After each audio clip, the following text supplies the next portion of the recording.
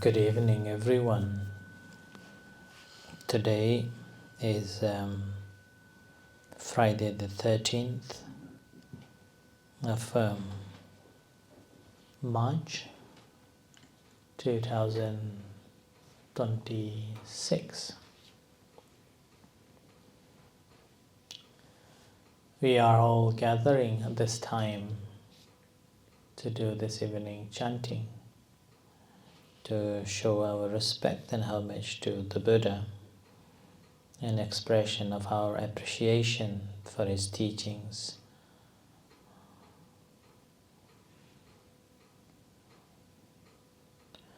So today online we have Nitwulli from King's Bromley, Wanpen from Alowa, and Nelly, originally from London, but now she is in a temple here.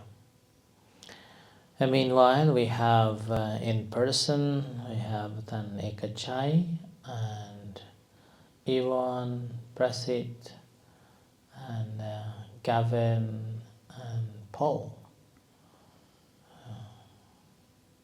attending this evening's chanting. And this morning we also began our work by digging holes. It was a bit of a fun, debating, arguing, and finally managed to mark it down and digging.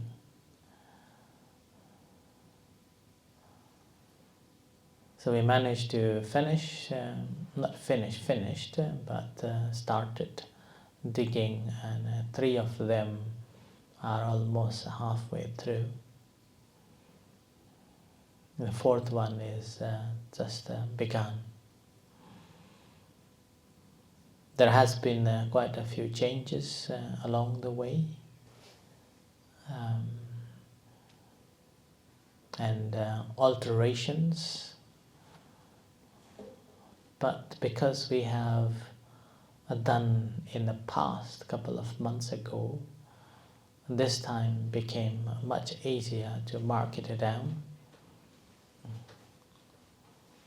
But the size has been also expanded and alteration is there. So change always there, and this change helps us to refine our thoughts. If there is no change, then there will be a trouble. It's like a dry branch of one of the trees, and thinking that I am the strongest, I am the one who knows about it, and suddenly wind comes and breaks and fall down and it breaks into pieces. But when we observe the way that things are changed, and it's going to change, and it is changing, then it's okay. It can be very scary, but it's okay. So when we look at the Buddha's teachings, that's why it's the teachings to understand the change. Nothing more than that.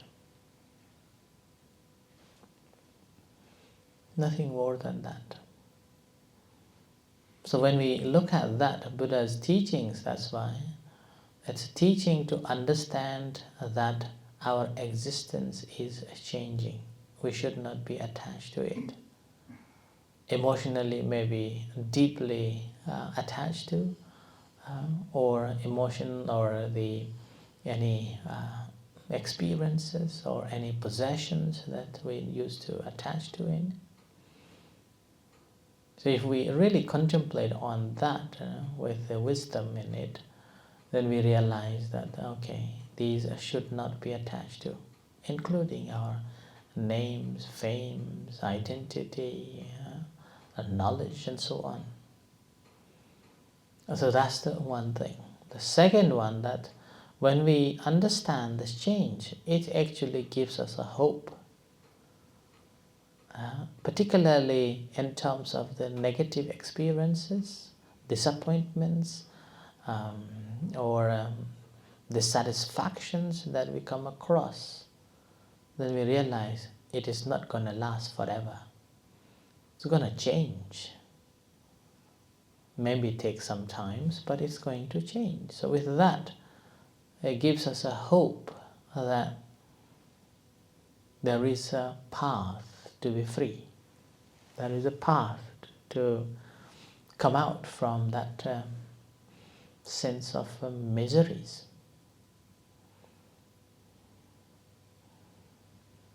And this change is always there. That's why I normally look at that. If there is no change, I won't be speaking. I can't speak. If there is no change, I won't be alive. I can't breathe. If there is no change, I won't be growing like this.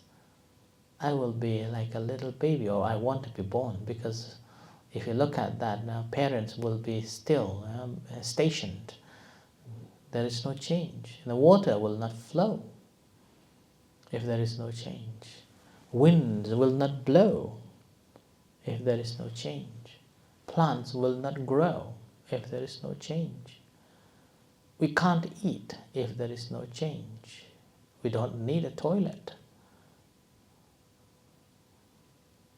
So that's the beauty, that once we have understood in such a way, then realize that we should not be attached to anything, or nothing to have any attachments on any at all, even to our own self.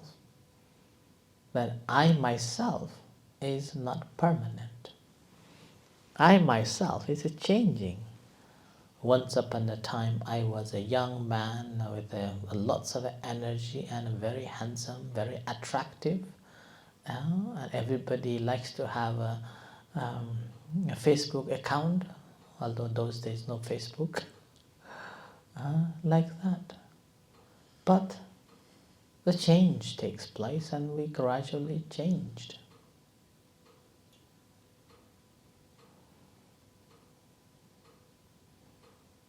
So having understood that, it really gives us that, okay, why worry? I am changing, why worry? Things are changing, why worry? So with that, it really gives us a very good hope that everything going to be fine. Everything going to be okay. And this okay is not okay, like a permanent okay.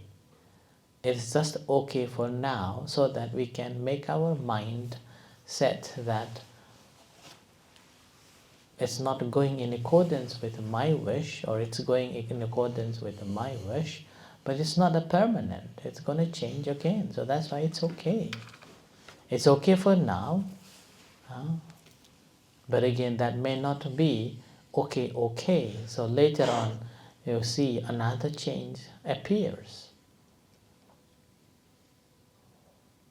You may say that, okay, this is the end of the journey, and this is how I will be. But that's not the case. There will be another change could happen. So that's why Buddha said that sabbe sankhara anicchati yatha panyaya passati atanipindati dukkhe esa dhammo sanantano.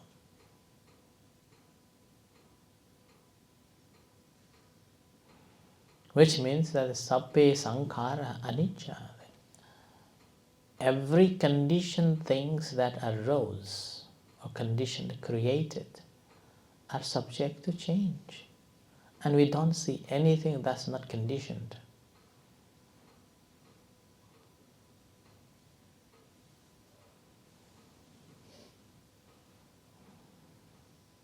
Now when we see that with our wisdom,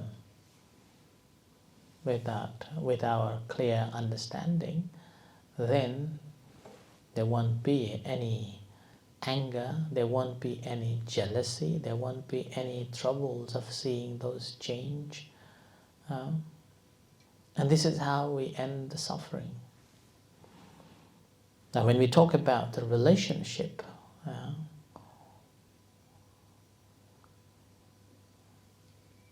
when something changes, then that can be a very painful, emotionally drowning. Like I've been sharing this a story of my own friend who married with this young, beautiful girl for 18 years. And she is really beautiful. When I was in Nepal recently, she came to say goodbye, and she was so happy, smiling and entertaining us, and was talking about all the sort of things.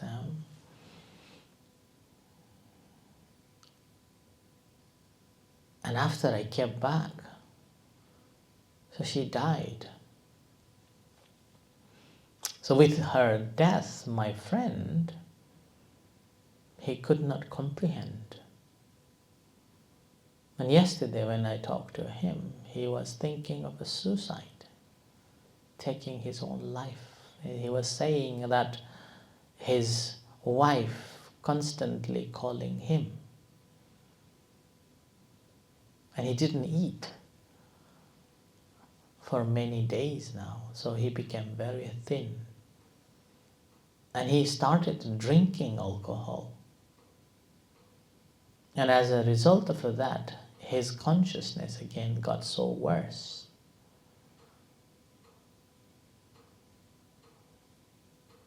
And this is, he knew that it's not gonna happen, that she will come back again, because she's dead. She's gone. But for 18 years of conditioning with his life, conditioning how he spent his life with her, maybe, although not 24/7 days, maybe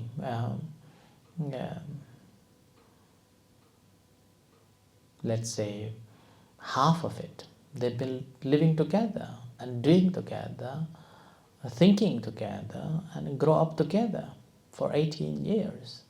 And suddenly, when she is gone, emotionally he became very down and feel very sad, and always hearing those voices, hearing those conversations, hearing those or remembering those moments made him really troublesome. He said that he could not ride the bike alone. He just recalls her presence on his back, and a tear just comes up.